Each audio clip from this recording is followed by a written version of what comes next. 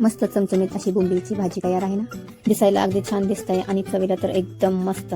आज मी तुम्हाला आमच्या घरची अगदी साधी आणि सोपी रेसिपी सांगणार आहे। यासाठी कुठलंही वाटण वगैरे काही नाही, अगदी साधी पद्धतीने भाजी बनवलेली आहे। इथे मी बोंबीलचे तुकडे करून घेतलेले आहेत आणि ते कढईमध्ये छानसं असं भाजून घेणार आहे।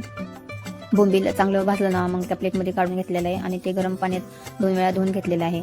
अशा प्रकारे भाजून गरम पाण्यात जर बोंबील छान धुतलं ना तर त्याचा वास मारत नाहीये। मी ही रेसिपी माझ्या आजीकडून शिकलेली आहे, त्याप्रमाणेच करते एकदम साध्या पद्धतीने। आता मी गॅसवर कढई ठेवून घेतली, त्याच्यामध्ये तेल टाकलेलं आहे। तेल गरम झाले की त्याच्यामध्ये कांदा टाकलेला आहे। कांदा परतून घेऊ आपण कमी गॅसवर। मी आता कांद्यामध्ये चवीनुसार मीठ टाकून घेते, त्याच्यामुळे कांदा छान असा भाजून निघतो। थोडीशी आंबट चवीसाठी मी त्याच्यामध्ये कोकम टाकलेला आहे। कांदा छान भाजून घेतले की त्याच्यामध्ये टोमॅटो टाकून घेतलेला आहे। टोमॅटो एकदम मऊ होईपर्यंत चांगलं परतून घेऊया।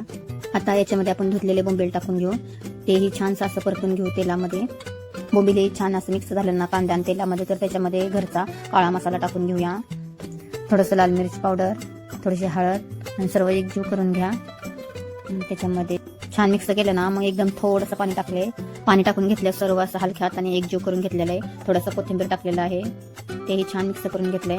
आता याच्यावर झाकण ठेवून गॅस मंद आचेवर ठेवा 5 मिनिटं।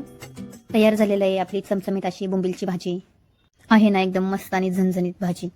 तुम्हाला कधी काहीतरी वेगळं आणि एकदम झणझणीत खायचं असेल तर ही रेसिपी नक्की ट्राय करून बघा। व्हिडिओ आवडला असेल तर लाईक, शेअर आणि चॅनलला सबस्क्राईब करायला विसरू नका। धन्यवाद।